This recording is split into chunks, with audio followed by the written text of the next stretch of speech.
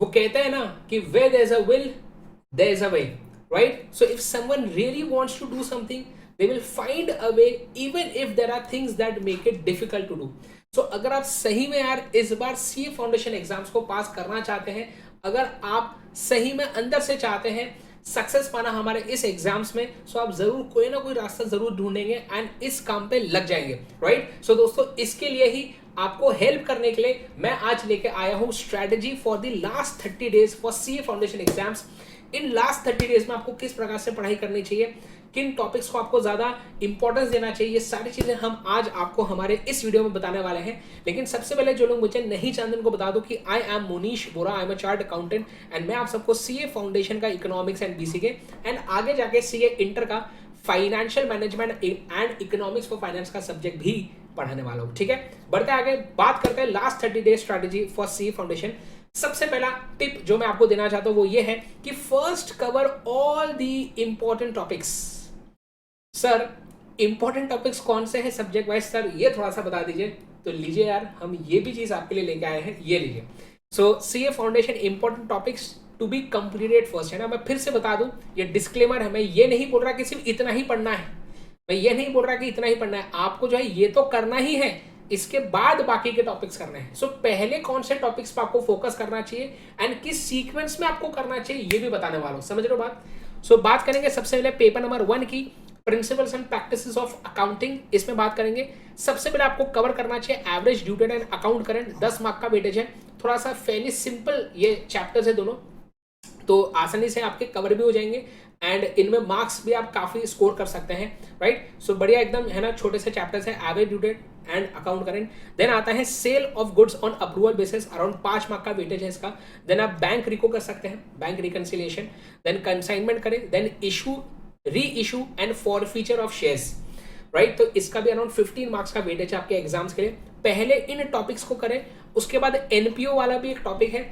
Generally students को जो है ना इसमें डिफिकल्टी होती है, लेकिन मैंने ना ये जो इंपॉर्टेंट टॉपिक्स हैं कि मैंने ना हमारे एक फेलो टीचर है, मैंने उनसे पूछा था क्या सर अकाउंट्स में कौन से इंपॉर्टेंट टॉपिक्स है, थोड़ा बता दो, सीक्वेंस भी थोड़ा बता देना।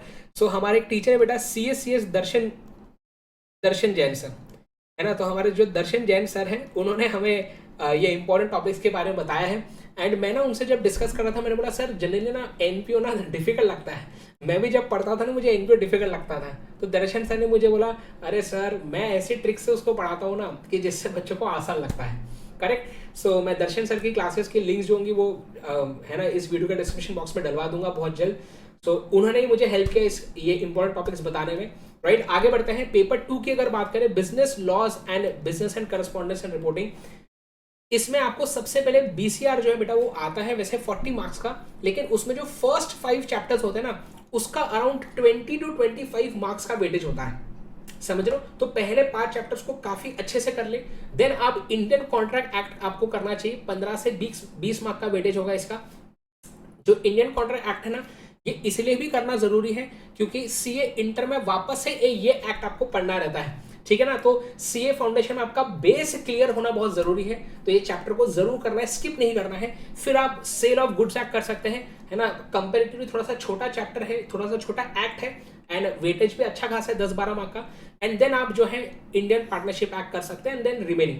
तो ये मैं क्या बता रहा हूं आपको इंपॉर्टेंट टॉपिक्स की, पहले कौन से टॉपिक्स आपको करने चाहिए फिर आप रिमेनिंग टॉपिक्स करें, कुछ स्किप नहीं करना है, समझ रहे हो बात। आगे तो पेपर नंबर 2 जो है बिजनेस लॉज एंड बीसीआर, है ना, इसके लिए हमने हेल्प ली थी बेटा सीए आदर्श जोशी सर की। तो मैंने सर जी को पूछा कि सर थोड़ा सा कुछ बता दो हमारे स्टूडेंट्स को गाइड करने के लिए कि कौन से इंपॉर्टेंट टॉपिक्स है, किस सीक्वेंस में पढ़ना चाहिए। तो सर ने हमें एडवाइस दिया इसके बारे में।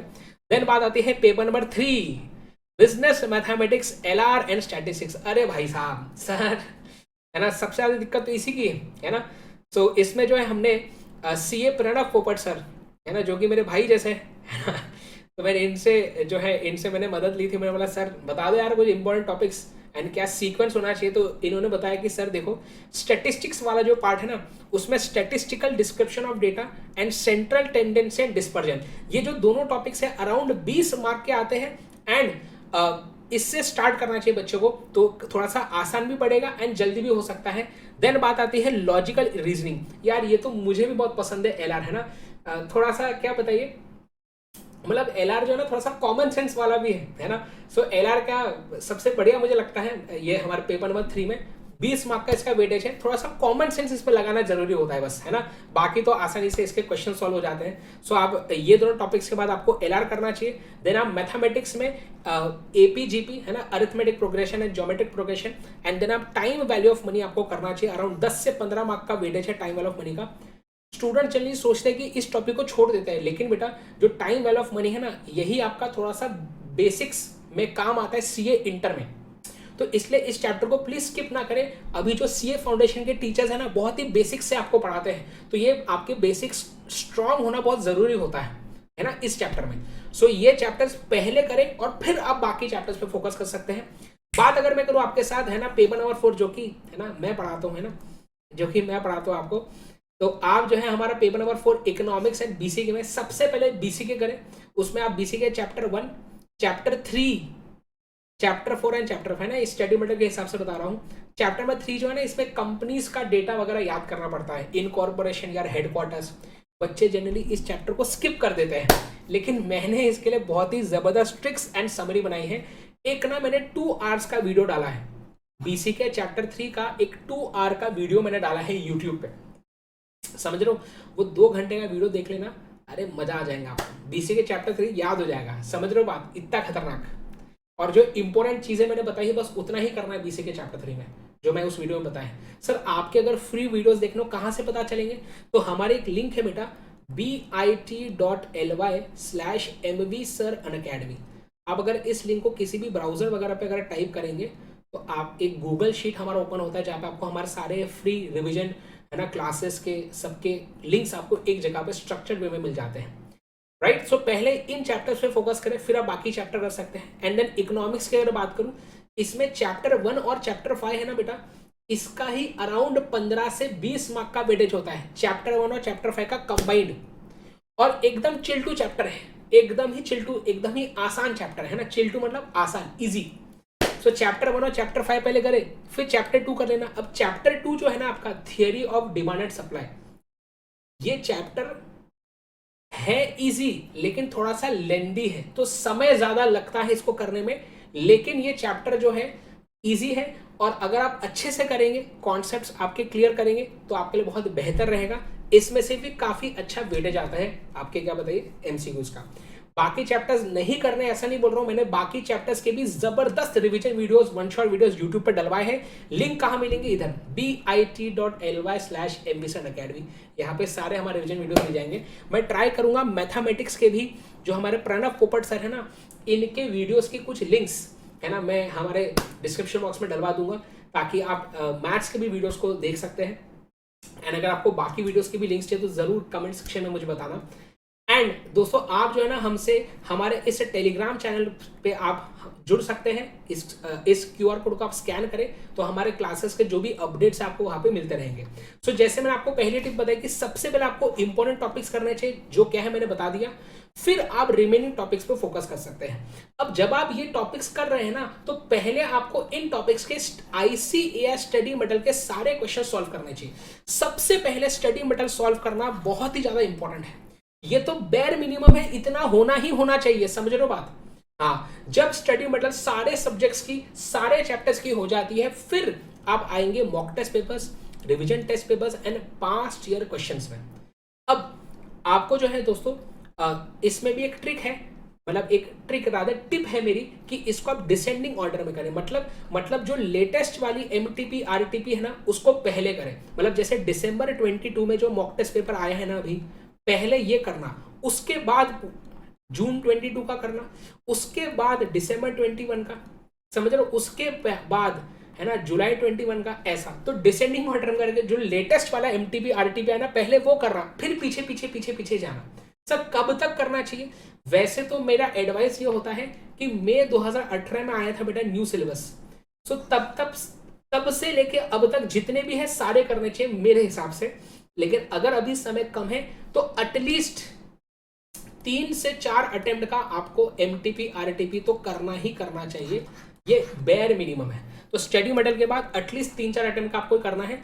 अगर ज्यादा आपको प्रैक्टिस करनी है तो मई 18 से अभी तक का सब कर लीजिए, ठीक है, तो ज्यादा बेहतर रहेगा। राइट। ऐसे आपको कुछ बुक्स मिल सकती है मार्केट में। जैसे मैंने क्या किया ना, इकोनॉमिक्स बीसी के सब्जेक्ट के लिए एक एमसीक्यू कंपाइलर बुक बनाया है। इसके अंदर क्या है, आपके स्टडी मटेरियल के, है ना, इसके अंदर आपके स्टडी मटेरियल के, मॉक टेस्ट पेपर्स के, सेल्फ एग्जामिनेशन क्वेश्चंस जो इंस्टीट्यूट ने दिए हैं, एडिशनल क्वेश्चंस, कुछ एक्स्ट्रा एमसीक्यूज मैंने खुद ने बना के डलवाए हैं इस हमारे बुक में। तो ये एक वन स्टॉप सोल्यूशन है इकोनॉमिक्स बीसीके के एमसीक्यूज के लिए। सो अगर आप ये बुक कर लेते हैं ना, तो आपको इकोनॉमिक्स बीसी के लिए कुछ और करने की जरूरत नहीं है।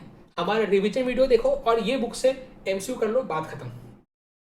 अच्छा, मैं revision videos, one shot videos तो लेता हूँ, मैराथन भी लूंगा, बाद में मैंने इनके भी वीडियोस लिए हैं, समझ लो, एमसीक्यू डिस्कशन भी वीडियो यूट्यूब पे लिया हुआ है। सो एमसीक्यू कंपाइलर सीरीज कहाँ मिलेंगे, लिंक इसकी बताइए, वही बिटली वाला जो है ना, वीडियो डिस्क्रिप्शन बॉक्स में आपको मिल जाएगा। सो आप अगर ये बुक चाहते हैं या प्रिंटेड फॉर्म में आपको ये बुक मिल सकती है ना, अगर आपको प्रिंटेड फॉर्म में बुक चाहिए, ट्राई करें कि 20 नवंबर के पहले आप इसे ऑर्डर कर दें। mvsir.in हमारे वेबसाइट पे जाके आप जो है हमारे इस बुक को ऑर्डर कर सकते हैं, ठीक है ना। प्रिंटेड फॉर्म में आपको घर तक पहुंच जाएगी। ट्राई करें जल्द से जल्द इसको ऑर्डर कर दें अगर आपको बुक चाहिए तो। वापस आते हैं, अगली बात देखते हैं कि हाँ, अच्छा, और एक चीज बता दूं कि क्या होता है ना बेटा, प्लीज सुनिए, कि लॉ एंड अकाउंट्स वाला जो सब्जेक्ट है ना, इसमें आपको एमटीपी, आरटीपी एंड पीवाईक्यू ये तीनों चीजें मिल जाएगी। लेकिन अगर हम मैथ्स एंड इको के सब्जेक्ट की बात करें तो इसमें आपको सिर्फ एमटीपीज ही मिलती है, बाकी चीजें नहीं मिलती, इंस्टीट्यूट इशू ही नहीं करता है। सो इसको ही सॉल्व करने के लिए मैंने क्या किया है, वो इको की तो एमसीक्यू बुक बना ली है। वैसे आप मैथ्स के लिए किसी एजुकेटर की बुक को रेफर कर सकते हैं या स्टडी मटेरियल जो हमारा इंस्टीट्यूट ने जहां जहां पे पीडीएफ दिए हैं वहां से सॉल्व कर सकते हैं, ठीक है।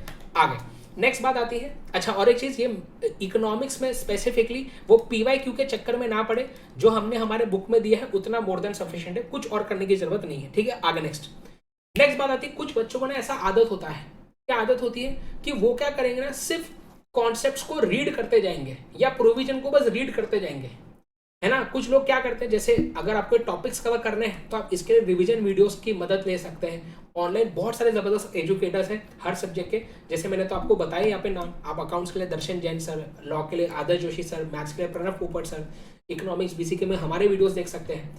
और भी बहुत, ऐसा नहीं कि बाकी भी बहुत सारे जबरदस्त एजुकेटर्स हैं, राइट। तो आप revision, marathon, one shot videos देख सकते हैं उनके। तो ये वीडियोस बच्चे क्या करते हैं, बस इसको देखते रहेंगे दिन भर, है ना, दिन भर 12 घंटे 15 घंटे बस वीडियो ही देख रहे हैं, है ना, सिर्फ रीड ही कर रहे हैं, सिर्फ कॉन्सेप्ट पढ़ रहे हैं। अरे भैया, ये करने के साथ देखो, इसके साथ साथ प्रैक्टिस करना भी जरूरी है। क्वेश्चंस को प्रैक्टिस भी तो करना पड़ेगा। डेली बेसिस पे एटलीस्ट एक क्वेश्चन लॉ एंड अकाउंट्स का लिख के देखना ही देखना है, समझ लो। राइटिंग प्रैक्टिस करना जरूरी है।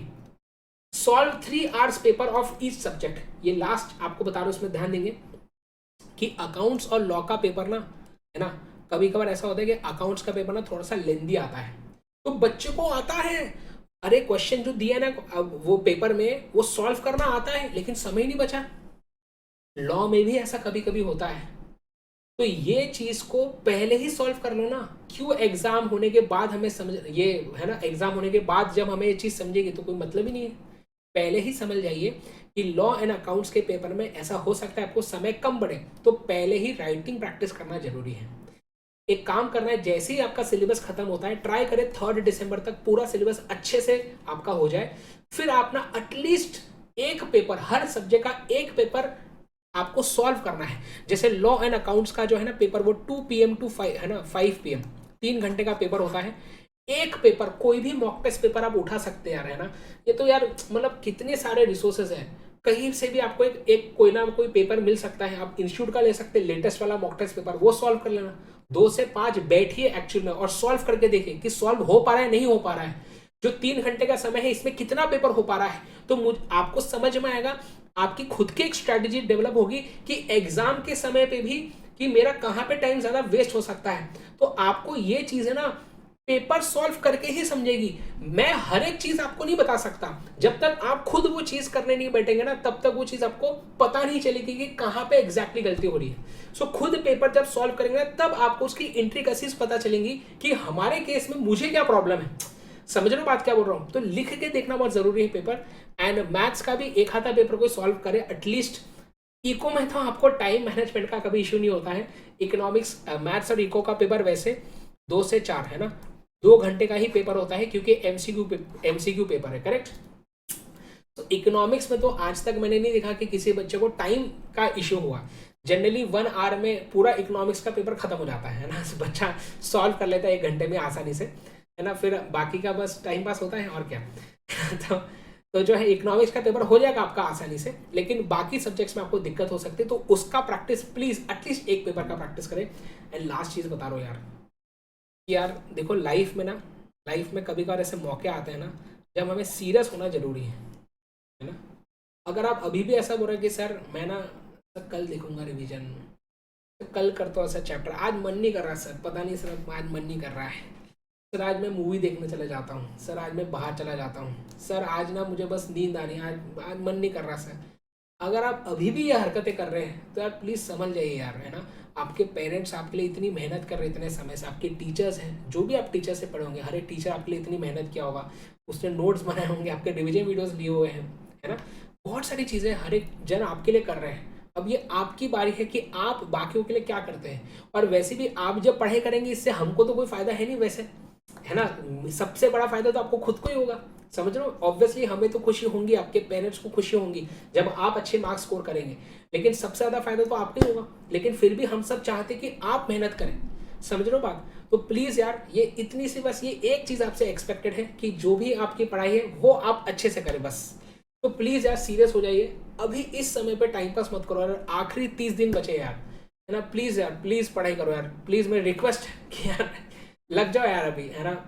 टाइम पास यार प्लीज़ अभी मत करिए यार, मैं को कैसे समझो ये चीज़।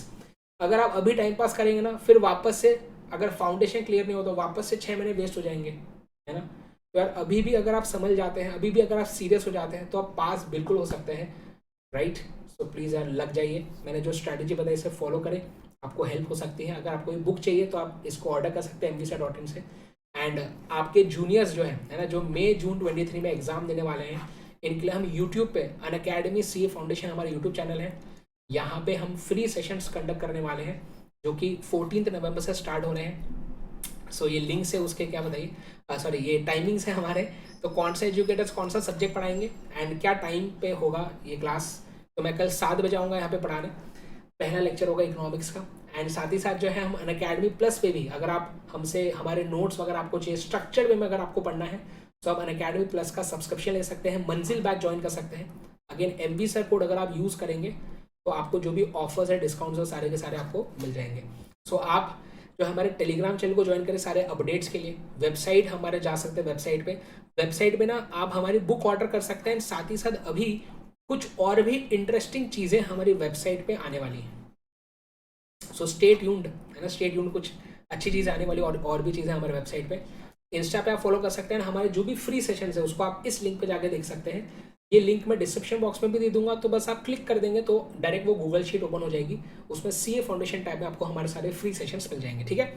तो thank you so much guys, and अपना ख्याल रखिए, अपने पेरेंट्स का ख्याल रखिए, क्योंकि हम हमारे पेरेंट्स के बिना कुछ भी नहीं है। All the best for the exams and बस लग जाए यार, अब ज़रूर पास हो सकते हैं। अपने ऊपर विश्वास रखें एंड याद रखें कि आपको सिर्फ आपके लिए नहीं, आपके पेरेंट्स के लिए, आपके एजुकेटर्स के लिए भी बनना है, करेक्ट। सो मेहनत करें, आप ज़रूर बहुत अच्छे नंबर से पास हो सकते हैं, ठीक है। Thank you so much, bye bye and all the best.